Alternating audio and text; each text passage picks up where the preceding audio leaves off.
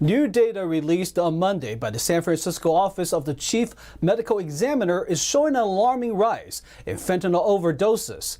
NTD's Daniel Hall hears from an interventionist on what's leading to this epidemic. Last Monday, data released by San Francisco state officials show an alarming increase in fentanyl-involved overdoses and deaths. In September, 3 out of every 4 drug-related deaths involved fentanyl. Fentanyl is classified as a synthetic opioid, and I think fentanyl really skyrocketed in the last couple of years because the Oxycontin that was heavily prescribed across our country pretty much got shut down. Scott Silverman, an interventionist and CEO of Confidential Recovery, told NTD why fentanyl has suddenly become so pervasive. Fentanyl is something that's actually easy to make, easy to import. And the manufacturers that are putting it together see America as a very big target and a big consumer. So it's coming in from a variety of different places, being made in a variety of different places, and also can be purchased and on the dark web and manufactured in your garage. According to the DEA, fentanyl is 50 times more potent than heroin and 100 times more potent than morphine.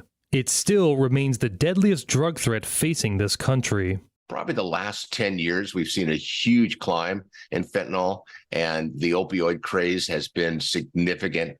And of course, we're seeing the morbidity rate, the death rate skyrocketing because of fentanyl. The DEA is advising the public against a dangerous new trend of colorful fentanyl pills, which have spread throughout the United States. DEA Administrator Ann Milgram said rainbow fentanyl pills and powder that come in a variety of bright colors, shapes, and sizes is a deliberate effort by drug traffickers to drive addiction amongst kids and young adults. Silverman warns that fentanyl can be easily camouflaged and is being laced with many medications. Recently, there was a bust by the DEA, and the medication itself was in the shape of Lego blocks. And I know that there's a big concern with Halloween coming up that people might be passing out that candy. The data covering deaths from January 2020 until the present show that San Francisco has seen over 1,800 drug-related deaths. That's nearly doubled COVID-19 deaths, just over 1,000. This year alone, the Bay Area has had 451 overdoses, with 319 that involved fentanyl. 400 people a day right now are overdosing with some form of opioids across the country. Up to 80% of our illicit drugs that are out on the streets, and this is in California, are laced with fentanyl. Silverman stresses that San Francisco needs to campaign, bringing more awareness and education to the public. Really needed to raise the bar because we're seeing a lot of young people. And right now, nationally, 18 to 45-year-olds, it's the #1 killer. The most important thing we can do is we can talk about it like we are now and reduce this stigma and realize that, fentanyl is not a party drug. Fentanyl is a poison. Silverman says his treatment center, Confidential Recovery, works with all kinds of individuals in the private sector. This month, he's launching a new nonprofit called the Veterans Navigation Center, which will focus on veteran aid and recovery. There's help and hope out there, and there are people that want to help address this issue. To create systemic change, we have to talk about it. We have to sit at the table with our children, and we have to listen, and we have to understand that this is a poison, and there is options out there. According to the CDC, drug poisonings are still the leading killer for Americans between the ages of 18 and 45. In 2021 alone, almost 110,000 Americans died from drug overdoses. Daniel Hall, NTD News, California. The mother responsible for getting hospitals to mandate cheap drug testing for a highly lethal drug talked about what spurred her to action. NTD's Jackie Reels heard from her, as well as the doctor who helped advocate for Tyler's Law. Like many people back in 2018, Julie Shamish was unfamiliar with fentanyl. But that all changed when her son Tyler died after ingesting a drug laced with fentanyl. Unfortunately, that was 4 years ago. And unfortunately, I think you wouldn't be able to find a family in America that doesn't know someone that died from fentanyl poisoning.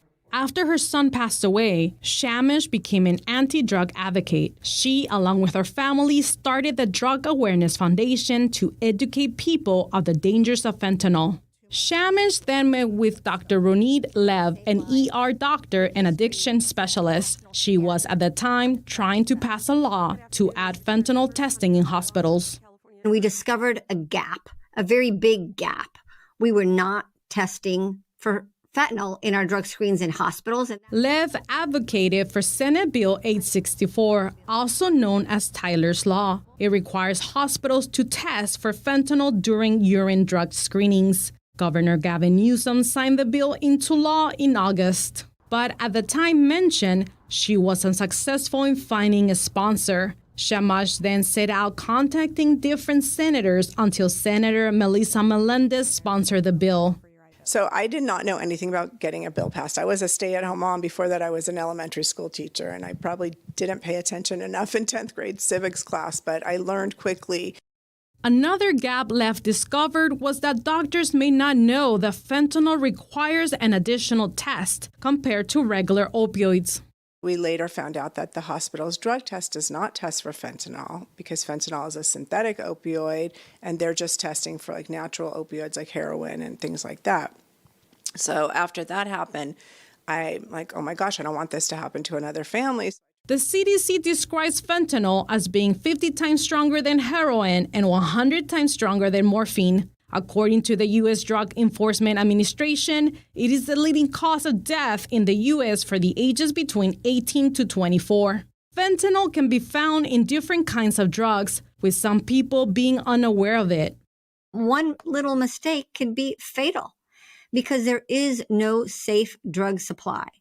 There has been, heroin has fentanyl in it, methamphetamine has fentanyl in it, counterfeit pills of Xanax, Percocet, hydrocodone, Adderall, Viagra, that's had fentanyl in it. Even cases of marijuana with fentanyl in it. Don't think, not my child. Those are the three most dangerous words you can say. And for nowadays, so many kids are dying that are trying drugs for the first time. I think the most important thing is start talking to your kids when they're young, that you never take any drugs that are not prescribed to you, and you just can't experiment. Those days are long gone. One pill will kill you. The cost to hospitals to test for fentanyl is only 75 cents per test. SB 864 will go into effect January 1st, 2023. As for Shamash, she would like to have a similar law in every state and is looking for a sponsor to have it go nationally. Jackie Rios, NTD News, California. Tim Ratcliffe, a restaurant owner, became a local Los Angeles hero after chasing down and apprehending a homeless man who assaulted one of his customers. He tells California Insider's Siamak Karami he was having lunch with his girlfriend on a patio at the time. I looked over, and just in front of my eyes, a homeless man came up and sucker punched an elderly man and knocked him over, stole his wallet, stole his cell phone, and started running away. And when I saw it, I didn't even think about it. I just got up and started running after him. As we rounded the corner onto Hollywood Boulevard, he hit me, which one good hit at least, and then I tackled him, and I waited almost 12 minutes for the police to arrive, and we had him arrested, and currently he's in jail. His girlfriend helped him as the homeless man tried biting him.